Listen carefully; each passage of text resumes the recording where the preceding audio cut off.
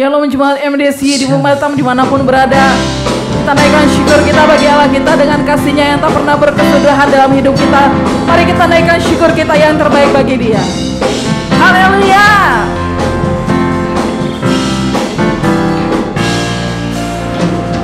Kasih Allah tak berkesudahan, selalu baru setiap pagi. Rahmat-Nya pun tak pernah berakhir seumur hidupku. Kasih Allah tak berkesudahan, selalu baru setiap pagi. Rahmat-Nya pun tak pernah berakhir seumur hidupku. Dengan sukacita ku kan menari, dengan sorak-sorai memuji, ku naikkan pujian haleluya, nyanyi bagi Dia Sang Raja. Sang Raja kasih Allah.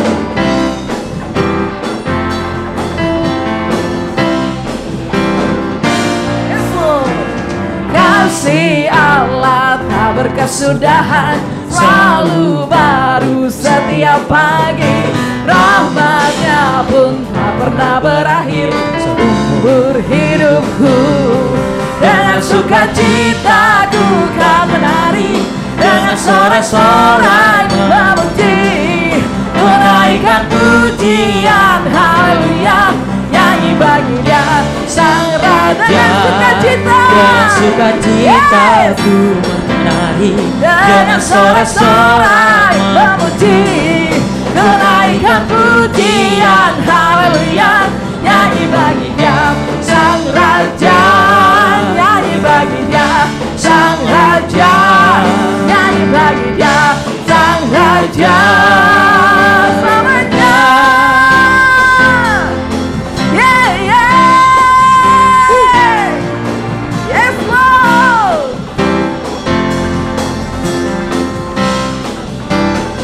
Thank you Jesus. Haleluya. Terima kasih Tuhan buat kasih-Mu yang tak berkesudahan dalam hidup kami.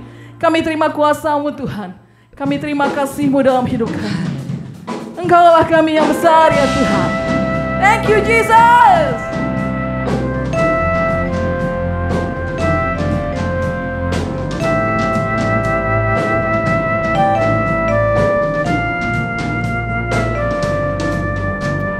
Kami yang telah ditebus dengan darah yang kudus, mengangkat pujian bagi-Mu.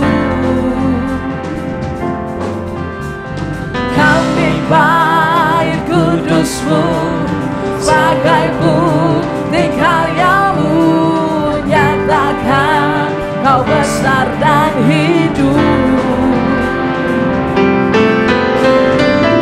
Berlari sampai tujuan, mendapatkan mahkota kekal. Kami terima kuasa-Mu Tuhan, kami terima kemenangan yang Engkau sediakan. Untuk kami bawa di setiap langkah kemanapun, Dimanapun kami pergi, kemanapun kami kan pergi, di situ pasti mukjizat terjadi. Amin Tuhan. Yes Jesus.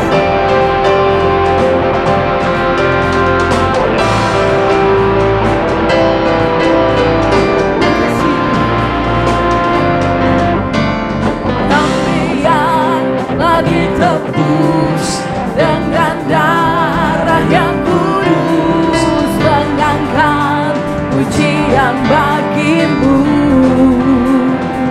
Kami bait kudus-Mu Tuhan, bait kudus-Mu sebagai bukti karya-Mu, nyatakan Kau besar dan hidup.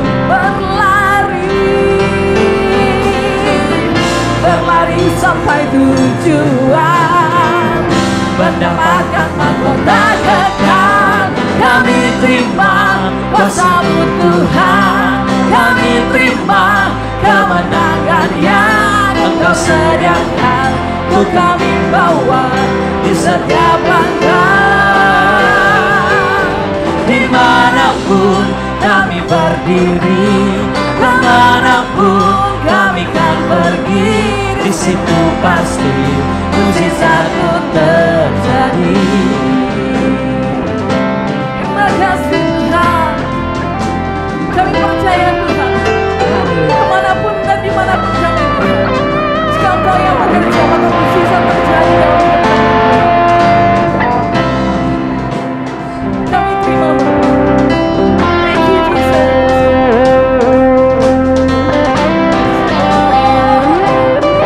Mari sama-sama katakan kami terima. Kami terima kuasa-Mu Tuhan. Kami terima kuasa-Mu. Kami terima kuasa-Mu Tuhan. Kami terima kuasa-Mu. Kami berlari sampai tujuan, mendapatkan mahkota kekal.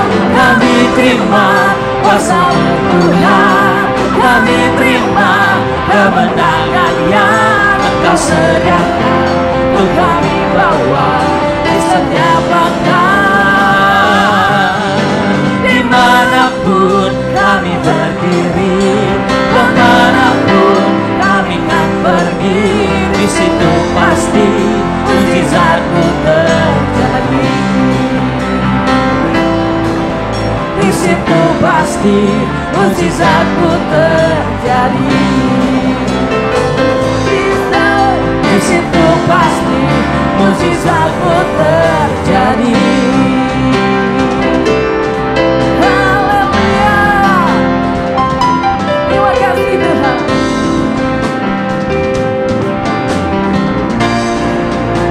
Yes Lord. Thank you Jesus. Haleluya.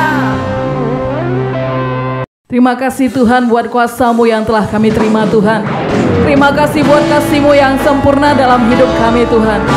Seperti mentari yang bersinar, demikianlah Engkau dalam hidup kami Tuhan. Terima kasih buat kasih-Mu ya Tuhan dalam hidup kami. Terima kasih Tuhan. Thank you Jesus. Seperti mentari yang bersinar, seperti itu kasih Bapa, seperti gelombang samudra, takkan pernah berhenti Kau mengasihiku. Seperti tingginya langit biru, demikian tinggi kasih Bapa. Sedalam lembah bayang malu, demikian dalam Kau tebus hidupku. Kasih-Mu lebih dari mentari yang tak pernah berhenti, memancarkan sinarnya. Cinta-Mu lebih dari samudra, tenggelamku di dalam kesetiaan-Mu Tuhan. Terima kasih atas cinta-Mu. Terima kasih ya Tuhan. Terima kasih ya Yesusku.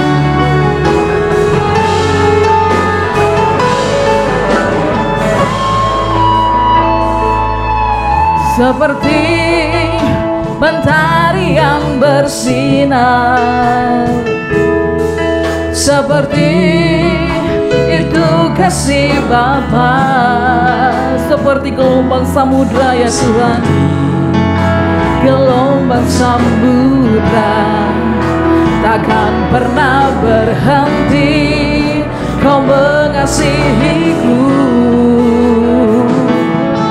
Seperti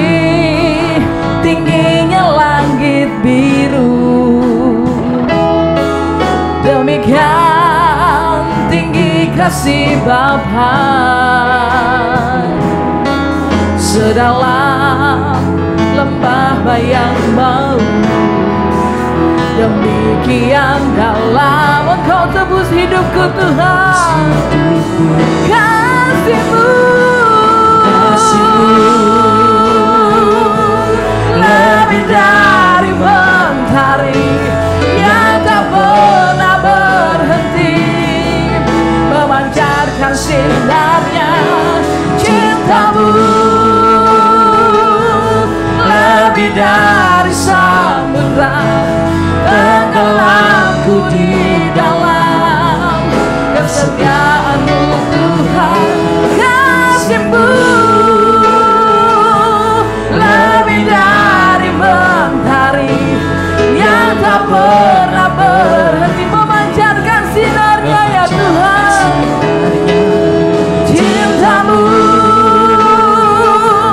lebih dari samudra, tenggelamku di dalam kesetiaan-Mu Tuhan.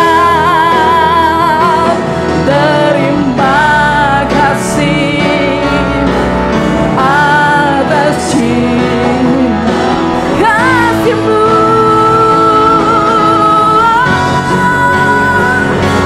Kasih-Mu lebih dari mentari yang tak pernah berhenti, memancarkan sinarnya. Cinta-Mu lebih dari samudra, tenggelamku di dalam kesetiaan. Lebih lagi katakan, kasih-Mu lebih dari mentari yang tak pernah berhenti, memancarkan sinarnya. Cinta-Mu lebih dari samudra, tenggelamku di dalam kesetiaan-Mu Tuhan. Terima kasih atas cinta-Mu.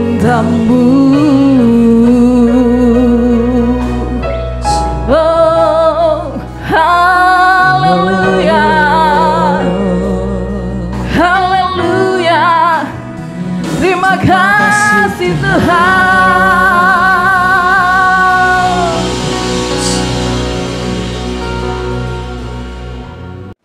Shalom, dimanapun Anda berada hari ini, saya yakin dan percaya Tuhan pasti akan menyertai Anda. Tema kita kali ini yaitu mendengar dan mengikuti suara Tuhan. Kembali hari ini kita akan belajar tentang firman Tuhan yang akan menguatkan perjalanan rohani kita, dan sekaligus saya berdoa kita diberkati Tuhan dengan luar biasa. Pada minggu pertama kita telah belajar dalam tema sebuah kenyataan dalam perjalanan rohani atau spiritual journey kita masing-masing yang tentunya berbeda-beda satu sama lainnya. Pada minggu ini saya akan mengajak kita untuk mempelajari masih di dalam Injil Markus pasalnya yang keempat, ayat yang ke-35 sampai ayat yang ke-41, yang tentunya membawa kita untuk belajar dalam sisi yang lain dalam perjalanan para murid bersama dengan Tuhan Yesus. Saudara siap untuk menerima firman Tuhan? Jika saudara siap, mari kita akan berdoa terlebih dahulu. Bapa, di dalam nama Tuhan Yesus Kristus, kami menyerahkan firman Tuhan yang kami akan simak bersama-sama. Biar itu akan memberkati dalam kehidupan kami. Kami siap untuk menerimanya hanya di dalam nama Tuhan Yesus Kristus. Amin. Mari kita akan lihat bersama-sama di dalam firman Tuhan yang terambil di dalam Markus 4 ayat yang ke-35 sampai ayat yang ke-41.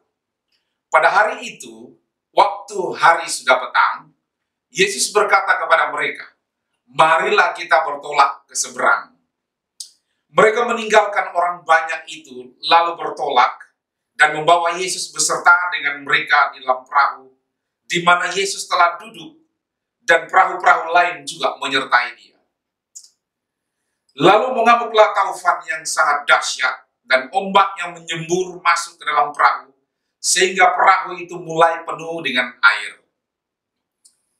Pada waktu itu Yesus sedang tidur di buritan, di sebuah tilam, maka murid-muridnya membangunkan dia dan berkata kepadanya, "Guru, engkau tidak peduli kalau kita binasa." Ia pun bangun menghardik angin itu dan berkata kepada danau itu, "Diam dan tenanglah." Lalu angin itu reda dan danau itu menjadi teduh sekali. Lalu ia berkata kepada mereka, "Mengapa kamu begitu takut? Mengapa kamu tidak percaya?"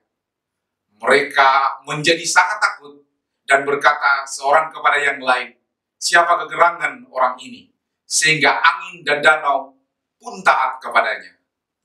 Berdasarkan Markus pasalnya yang keempat, ayat yang ke-35 sampai 41, yang baru saja kita baca tadi, paling tidak terdapat beberapa kenyataan atau realita dari sebuah perjalanan rohani seseorang.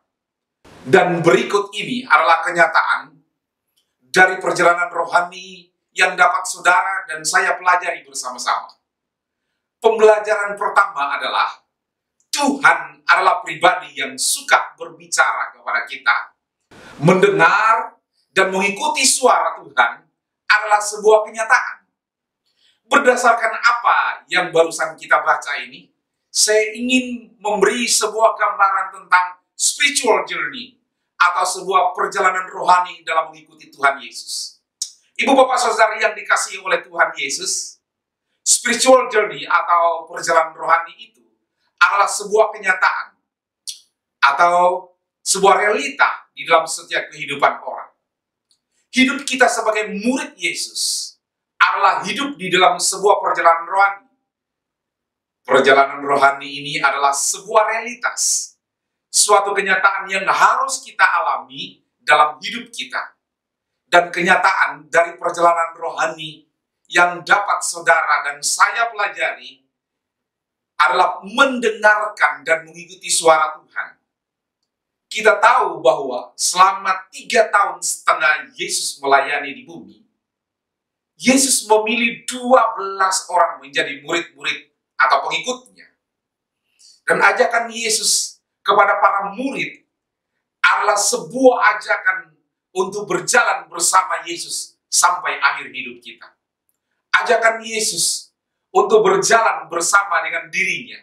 Ini bukan hanya berlaku pada zaman para murid, tetapi juga berlaku untuk kita hari ini. Pada saat kita semua mengikuti Tuhan Yesus dan juru selamat di dalam kehidupan kita, Tuhan berbicara kepada kita sama seperti ia berbicara kepada ke-12 muridnya. Sekarang adalah kenyataan yang kedua atau realita yang kedua daripada pengikut Kristus, yaitu mengikuti suaranya. Para pengikut Kristus bukan hanya sekedar mendengarkan Tuhan berbicara, tetapi juga mereka mau mengikuti suara Tuhan yang sudah mereka dengarkan tadi. Markus 4 ayat yang ke-36 mengatakan, mereka meninggalkan orang banyak itu, lalu bertolak dan membawa Yesus beserta dengan mereka di dalam perahu, di mana Yesus telah duduk dalam perahu-perahu lain juga menyertai dia. Dalam ayat yang ke-35 dikatakan bahwa Tuhan berbicara kepada murid-muridnya, yaitu ingin mengajak mereka pergi menyeberangi Danau Galilea. Tetapi dalam ayatnya yang ke-36 tadi, mencatat tentang respon murid-murid terhadap suara Tuhan yang mereka dengarkan pada ayat yang ke-35 tadi. Dan inilah respon dari para murid, yaitu mereka mengikuti suara Tuhan yang sudah mereka dengarkan. Ini semua menjelaskan kepada kita bahwa sebagai seorang murid Kristus adalah tidak hanya mendengarkan suara Tuhan, tetapi setelah mendengarkan suara Tuhan, segera mengambil tindakan untuk mengikut suara Tuhan atau mengikuti ajakannya untuk berjalan bersama dengan Dia. Jadi tidak hanya cukup mendengarkan saja, tetapi harus bertindak untuk mengikuti apa yang Tuhan mau. Itulah realita kedua dari sebuah perjalanan rohani setiap pribadi kita. Biasanya Tuhan berbicara kepada kita adalah untuk menyatakan rencananya yang spesifik kepada setiap kita. Tetapi juga terkadang Tuhan berbicara kepada kita untuk mengajar dan menguji ketaatan serta iman kita.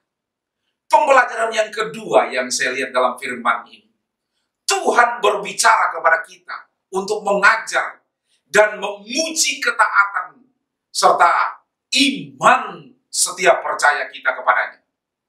Pada hari itu, kata Alkitab, mengacu kepada ketika Yesus memberikan perumpamaan tentang kerajaan Allah. Ia mengajarkan murid-muridnya tentang firman Tuhan pada hari itu. Ia memberikan mereka suatu ujian praktis untuk melihat berapa banyak yang benar-benar telah dipelajari oleh mereka. Bagaimanapun juga, pendengaran akan firman Allah harus diikuti dengan timbulnya iman. Dan iman harus selalu diuji. Sekadar mempelajari sebuah pelajaran atau mengulanginya kembali tidaklah cukup. Kita juga harus mampu mempraktikkan pelajaran itu dengan iman. Dan itulah alasan Allah mengizinkan pencobaan datang ke dalam hidup mereka. Apakah Yesus mengetahui bahwa badai akan datang? Tentu saja ia tahu. Badai itu adalah bagian dari rencana pelajaran hari itu. Melalui kejadian itu, Yesus ingin mengajarkan bahwa ia dapat diandalkan di dalam badai kehidupan. Bahwa orang berpikir bahwa badai kehidupan muncul hanya ketika mereka tidak menaati Allah. Tetapi tidak selalu demikian. Yunus memang terjebak di tengah badai karena ketidaktaatannya. Tetapi murid-murid mengalami badai karena ketaatan mereka kepada Tuhan. Karena letak geografisnya, badai dahsyat yang datang dengan tiba-tiba lazim terjadi di Danau Galilea.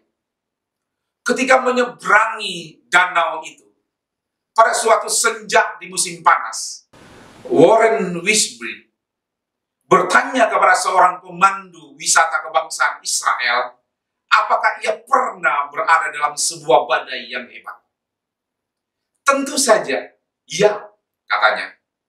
Jawabannya sambil mengangkat tangan dan menggelengkan kepalanya, saya pun tidak ingin berada di dalam badai seperti itu lagi. Badai yang digambarkan di sana tentulah sangat hebat, sehingga dapat membuat nelayan yang berpengalaman seperti para murid Yesus ketakutan. Mereka yang berada di dalam kapal seharusnya tidak perlu rasa takut sekalipun dalam situasi yang mengancam mereka. Mengapa demikian? Ada 3 alasan yang kuat akan hal itu. Yang pertama, yaitu Yesus telah berjanji bahwa mereka akan sampai di seberang. Perintahnya akan selalu terlaksana dan tidak ada sesuatu pun yang dapat mencegahnya. Ia tidak menjanjikan perjalanan yang mudah, tetapi ia memberikan jaminan untuk sampai ke tujuan. Yang kedua, Tuhan ada bersama mereka. Jadi apa yang perlu ditakutkan? Mereka telah melihat kuasanya ditunjukkan dalam mujizat-mujizatnya, sehingga mereka seharusnya telah memiliki kepercayaan penuh bahwa ia dapat menangani situasi itu. Karena beberapa hal, murid-murid belum mengerti bahwa dia adalah Tuhan atas setiap situasi. Yang ketiga, akhirnya mereka dapat melihat bahwa Yesus benar-benar tetap tenang, bahkan di tengah badai sekalipun. Hal itu saja seharusnya telah cukup untuk menguatkan mereka. Yesus ada dalam kehendak Allah dan mengetahui bahwa Bapa memeliharanya sehingga ia tidur. Yunus tidur ketika badai mengamuk karena ia memiliki rasa aman yang palsu sekalipun ia sedang melarikan diri dari Allah. Yesus tidur di tengah badai karena ia sungguh-sungguh aman dalam kehendak Allah. Dengan tentram, aku mau membaringkan diri, lalu segera tidur, sebab hanya Engkaulah, ya Tuhan, yang membiarkan aku diam dengan aman, kata Mazmur, pasalnya yang keempat, ayat yang ke-9. Begitu seringnya, ketika berada dalam pencobaan hidup, kita dengan mudah meniru murid-murid yang tidak beriman itu dan menjerit, Tuhan tidak pedulikah Engkau? Tentu saja ia peduli. Ia bangkit dan menghardik badai itu. Dan dalam sekejap semuanya menjadi tenang. Namun, Yesus tidak berhenti dengan menenangkan unsur-unsur alam saja. Karena bahaya yang terbesar bukanlah angin atau gelombang, tetapi ketidakpercayaan di dalam hati para murid. Masalahnya kita yang terbesar adalah di dalam hati kita, bukan di sekitar kita. Itulah sebabnya Yesus dengan lemah lembut menegur mereka dan menyebut mereka orang-orang yang tidak percaya. Mereka telah mendengar Dia mengajarkan firman Allah, bahkan telah melihat mujizat demi mujizat yang diperbuatnya. Tetapi mereka tetap tidak beriman. Ketidakpercayaan mereka itulah yang akan membuat mereka takut. Dan ketakutan mereka membuat mereka mempertanyakan apakah Yesus benar-benar peduli. Kita harus waspada terhadap hati yang jahat dan yang tidak percaya, kata Ibrani pasalnya yang ketiga ayat yang ke-12. Itu hanyalah satu di antara banyak pelajaran yang akan diajarkan oleh Yesus kepada murid-muridnya dalam lingkungan Danau Galilea yang sudah mereka kenal. Dan setiap pelajaran akan mengungkapkan beberapa kebenaran baru yang indah tentang Yesus Kristus. Pada saat itu, mereka juga mengetahui bahwa Yesus memiliki kuasa atas angin dan danau. Artinya mereka tidak perlu lagi merasa takut karena Tuhan tetap memegang kendali pada setiap situasi apapun. Dan jika kita mendengar dan mentaati suaranya, kita akan melihat mujizat yang telah dinyatakan dalam hidup kita. Menurut Roma pasalnya yang ke-10 ayat yang ke-17 melaporkan di sana. Jadi iman timbul dari pendengaran dan pendengaran oleh firman Kristus. Ibu bapak saudara yang dikasihi oleh Tuhan Yesus, sebuah tong yang penuh dengan air yang dialirkan air bersih secara terus-menerus dari bawah keran, lama-kelamaan keruhnya akan hilang dan berganti menjadi penuh air yang jernih. Demikian pula saat kita mengaliri pikiran kita dengan mendengarkan firman Tuhan, seperti memurnikan segala kekeruhan di dalam pikiran kita.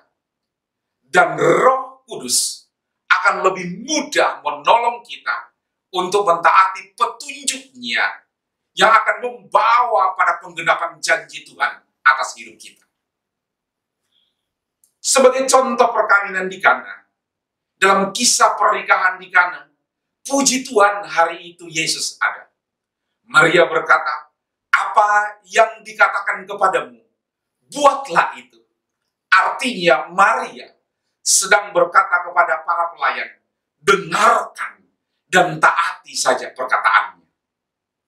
Lalu para pelayan itu mau dengan setia mentaati perkataan Yesus. Yesus meminta supaya mereka mengisi tempayan-tempayan sampai penuh dengan air. Jelas tindakan pelayan ini tidak mudah. Mereka harus percaya kepada perkataan Yesus. Mereka harus taat. Mereka juga harus berani melangkah dengan iman. Tahukah Anda bahwa jalan keluar dari segala masalah yang saudara hadapi hari ini dimulai dari mendengarkan? Hanya orang yang setia dan mendengarkan, setia mentaati, yang akan menerima janji Tuhan. Itulah sebabnya saya ingin mengajak kita semua mendengarkan pesan Tuhan hari ini dengan segenap hati kita. Ada sebuah lelucon lama yang mengatakan Tuhan memberikan kita 2 telinga dan 1 mulut supaya 2 kali lebih banyak mendengarkan daripada berbicara. Tetapi faktanya kita sering lebih banyak berbicara daripada mendengar. Bahkan ini terjadi juga di dalam kehidupan doa kita. Kita sepertinya tidak punya masalah di dalam mengatakan masalah kita kepada Tuhan dan meminta pertolongan dari Tuhan. Tetapi berapa banyak waktu yang kita pakai untuk mendengarkan dan mengetahui apa yang Tuhan katakan kepada kita? Pembelajaran yang ketiga, yang Tuhan mau dalam kehidupan kita sebagai murid-muridnya adalah mendengar dan mentaati suaranya, dan biasa ia berbicara kepada kita melalui yang pertama, yaitu Alkitab. Alkitab mengatakan, tetapi Roh Allah, penolong, akan diutus Bapa di dalam namaku. Dialah yang akan mengajar kalian segalanya dan mengingatkan kalian akan semua yang sudah kuberikan kepadamu. Kata firman Tuhan di dalam Injil Yohanes pasal yang ke-14 ayat yang ke-26. Apakah yang akan terjadi pada suatu hubungan jika di dalamnya tidak ada komunikasi? Bayangkan Anda memiliki teman namun tidak pernah berbicara dengannya. Komunikasi adalah bagian yang terpenting dalam sebuah hubungan. Begitu pula dengan hubungan antara Tuhan dan manusia. Untuk itu, hidup dekat dengan Tuhan, komunikasi dengannya adalah jalan satu-satunya. Saat kita membaca Alkitab, kita akan menemukan bahwa Allah berbicara kepada kita, umatnya, berkali-kali. Dan ia berbicara kepada Adam dan Hawa di Taman Eden. Dia berbicara kepada Abraham dan Musa. Allah juga berbicara kepada para hakim, raja, nabi. Yesus pula berbicara kepada para murid dan Saulus. Allah juga berbicara kepada umatnya. Dan Anda dapat mengantisipasi bahwa ia akan berbicara kepada Anda juga. Sangatlah penting bagi kita mengalami bahwa Allah ingin ia berbicara kepada kita. Dan bahwa kita hanya dapat mendengar dia jika kita memperhatikannya. Harus diakui, keinginan Allah untuk berkomunikasi dengan kita jauh lebih besar dari keinginan kita berkomunikasi dengannya. Padahal jelas, kita adalah manusia lemah yang butuh Allah. Ketika Allah berbicara kepada kita, itu bukan kebetulan. Itu adalah suatu tujuan. Dia akan bekerja di dalam diri kita untuk mempersiapkan kita mengerjakan tugas dan rencananya yang telah dia siapkan sebelumnya. Ia juga hadir untuk menyatakan dirinya dan menjadikan kita lebih kuat. Uniknya, Tuhan juga menyelami kehidupan kita masing-masing. Ia akan menghubungkan dengan kita dengan cara yang paling sesuai dengan kita. Yang pasti, ia ingin terus berkomunikasi dengan kita. Ia ingin belajar jalan dan prinsip-prinsipnya untuk mengenal diri kita sendiri. Lebih daripada itu, mengenal orang lain. Dalam perjanjian lama, Tuhan berbicara kepada malaikat. Visi, mimpi, bisikan lembut, dan tanda-tanda yang ajaib. Hari ini, Tuhan berbicara kepada kita dengan cara yang berbeda.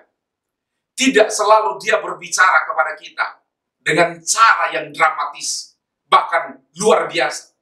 Pada saat-saat biasa, seperti saat kita belajar, menyiapkan makan malam, atau bercanda tawa dengan teman, ia berbicara. Ibrani pertama, ayat yang pertama sampai ayat yang kedua mengatakan demikian. Bahwa zaman dulu, Allah berbicara dengan berbagai cara Tapi sekarang dia berbicara kepada kita melalui anaknya Yesus Kristus. Dan sesuai yang kita imani, Roh Kudus Allah itu sendiri ada di dalam setiap hati kita, jauh lebih dekat dari yang kita bayangkan.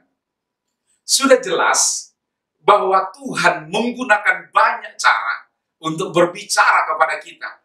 Namun masalahnya bukan apakah dia berbicara kepada kita atau tidak, melainkan apakah kita sedang mendengarkannya. Mintalah Tuhan untuk membantu kita peka pada saat dia berbicara.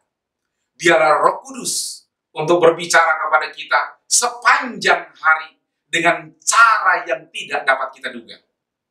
Saat dia berbicara, memimpin, menuntun kita, potongan-potongan gambar yang indah, yang menarik akan mulai dapat terlihat. Yang kedua, secara audible, melalui orang lain atau khotbah atau nubuatan-nubuatan yang lain. Tuhan bercakap-cakap dengan Adam di Taman Firdaus. Dia berkata kepada Nuh untuk membangun bahtera. Bahkan Tuhan juga berbicara kepada Musa di semak yang terbakar.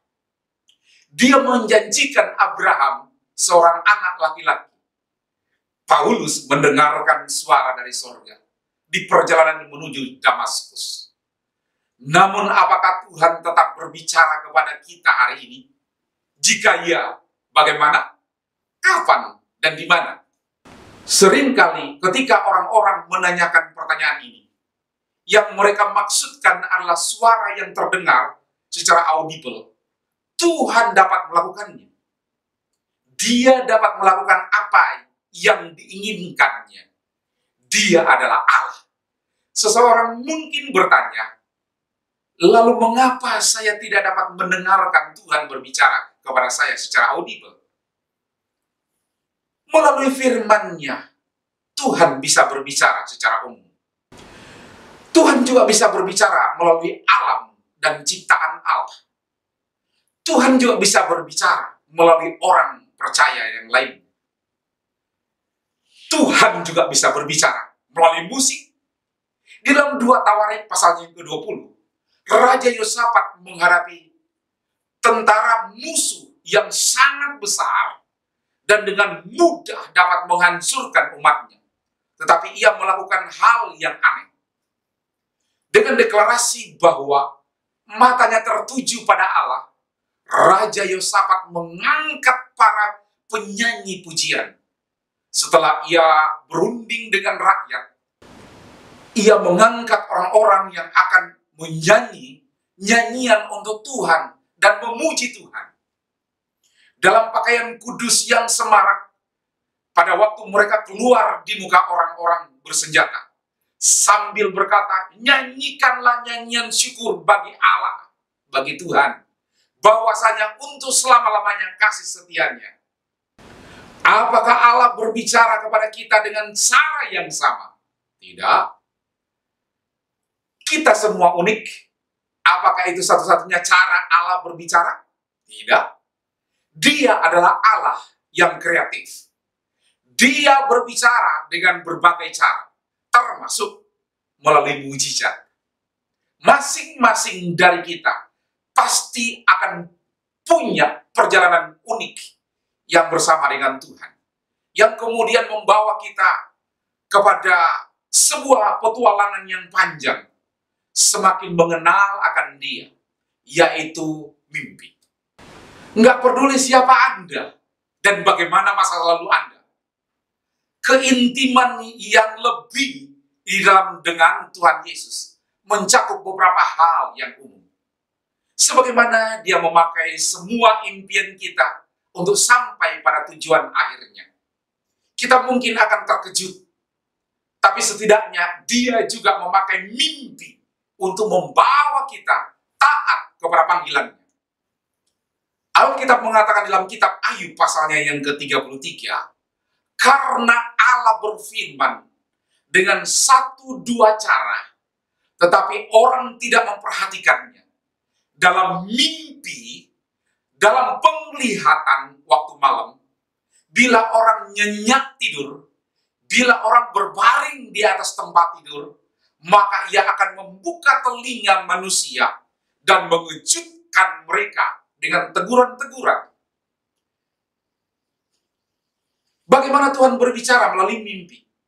Mungkinkah mendengarkan suaranya dan tumbuh semakin dekat dengan Dia hanya melalui mimpi? Dalam Kejadian pasal yang ke-15, Tuhan mengatakan perjanjiannya dengan Abraham dan membuatkan kedatangan Israel ke tanah Mesir. Untuk mengkomunikasikan ini kepada Abraham, ia harus menggunakan mimpi. Ayat yang ke-12 mengatakan bahwa saat sedang tidur nyenyaklah, Tuhan berbicara kepada Abraham. Abraham adalah bapa iman dan sekaligus orang percaya yang disebutkan di dalam kitab suci sebagai sahabat Allah. Hubungan mereka semakin kuat bahkan setelah Tuhan memberinya mimpi tersebut. Yakub bermimpi di Betel ketika ia melihat Tuhan dan menerima janji yang sama seperti diterima oleh nenek moyangnya. Abimelek bermimpi tentang Abraham. Dalam mimpi Laban diperingatkan Tuhan untuk tidak menyakiti Yakub. Yusuf mengalami dua mimpi yang sangat aneh, bahwa ketika dia masih sangat muda.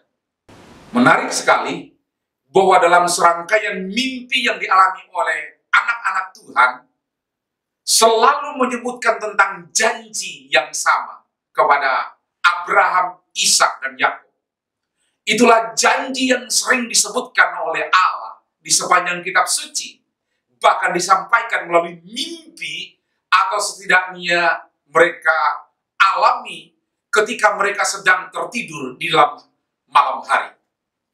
Meskipun mimpi bukanlah satu-satunya cara yang dipakai Tuhan sebagai sarana komunikasi dengan orang-orang pilihannya, tetapi mimpi adalah salah satu cara Allah penting yang seringkali digunakan oleh Tuhan kepada anak-anaknya.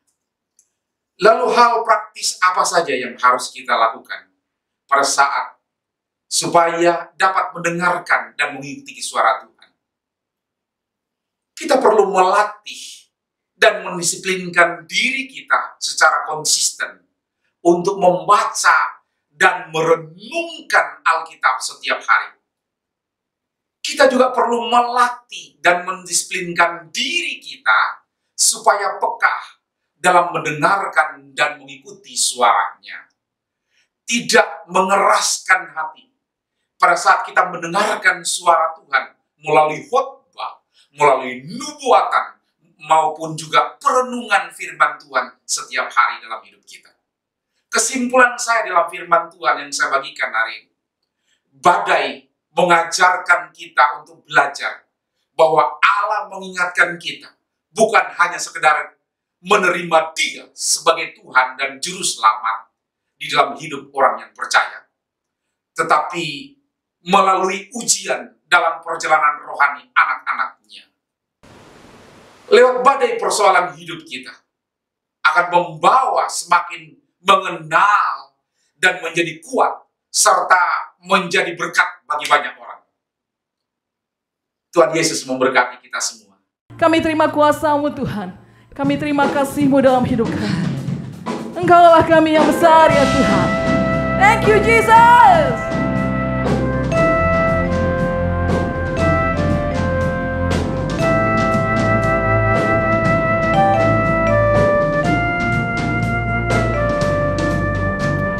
Kami yang telah ditebus dengan darah yang kudus, mengangkat pujian bagi-Mu.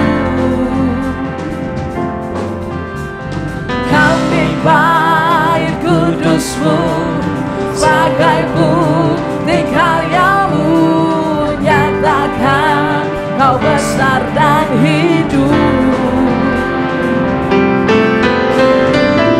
Berlari sampai tujuan,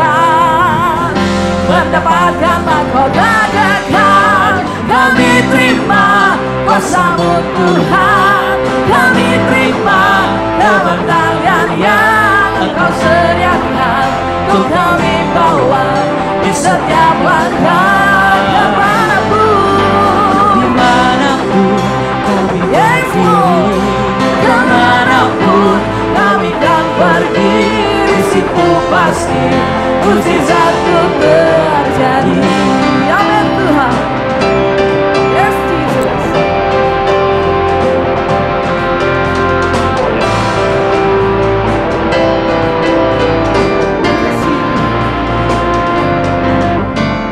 Kami yang lagi tebus dengan darah yang kudus, mengangkat pujian bagimu. Kami baik kudus-Mu Tuhan, baik kudus-Mu, sebagai bukti karya-Mu, nyatakan Kau besar dan hidup. Berlari sampai tujuan, mendapatkan mahkota kekal. Kami terima kuasa-Mu Tuhan, kami terima kemenangan yang Engkau sediakan. Untuk kami bawa di setiap langkah, dimanapun kami berdiri, kemanapun kami kan pergi, di situ pasti mujizat itu terjadi. Terima kasih Tuhan, kami percaya Tuhan, kemanapun dan dimanapun kami Tuhan, jika Engkau yang bekerja maka mujizat terjadi dalam hidup kami. Kami terima Bapak. Thank you Jesus.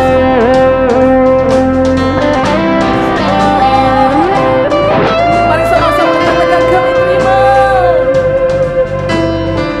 Kami terima kuasa-Mu Tuhan, kami terima kuasa-Mu, kami terima kuasa-Mu Tuhan, kami terima kuasa. Kami berlari sampai tujuan, mendapatkan mahkota kekal. Kami terima kuasa-Mu Tuhan, kami terima kemenangan yang Engkau sediakan. Untuk kami bawa di setiap langkah, dimanapun kami berdiri, kemanapun kami kan pergi, di situ pasti mujizat-Mu terjadi. Di situ pasti mujizat-Mu terjadi. Di situ pasti mujizat-Mu terjadi. Haleluya. Terima kasih Tuhan.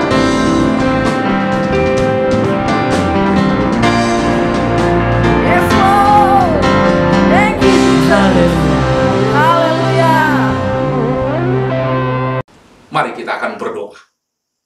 Tuhan, hamba-Mu berdoa lewat kekuatan firman-Mu hari ini.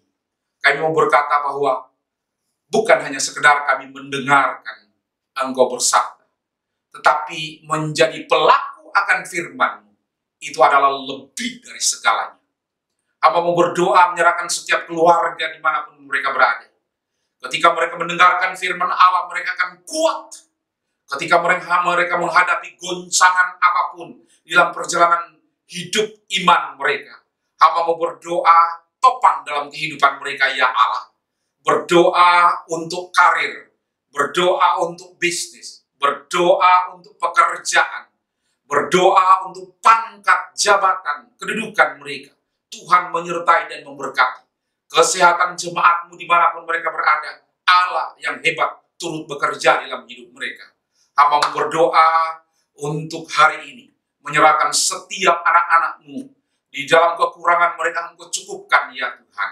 Di dalam pelbagai kehidupan mereka, kendala, permasalahan-permasalahan yang mereka hadapi hari-hari ini, berikan jalan keluarnya ya Tuhan. Hamba mau berdoa, menyerahkan pribadi, lepas pribadi mereka masing-masing untuk hari ini, hari esok, hari yang akan datang. Terima kasih Tuhan, untuk hari ini kami boleh mendengarkan firman yang menguatkan dalam hidup kami, yang menghidupkan roh kami, yang melihat ke depan bahwa Allah turut bekerja di dalam kehidupan kami. Kami sungguh bersyukur dan berterima kasih. Di dalam nama Tuhan Yesus Kristus, nama yang ajaib, nama yang heran, nama yang manis, kami bersyukur dan berdoa. Kita yang percaya katakan, amin. Tuhan memberkati kita semua.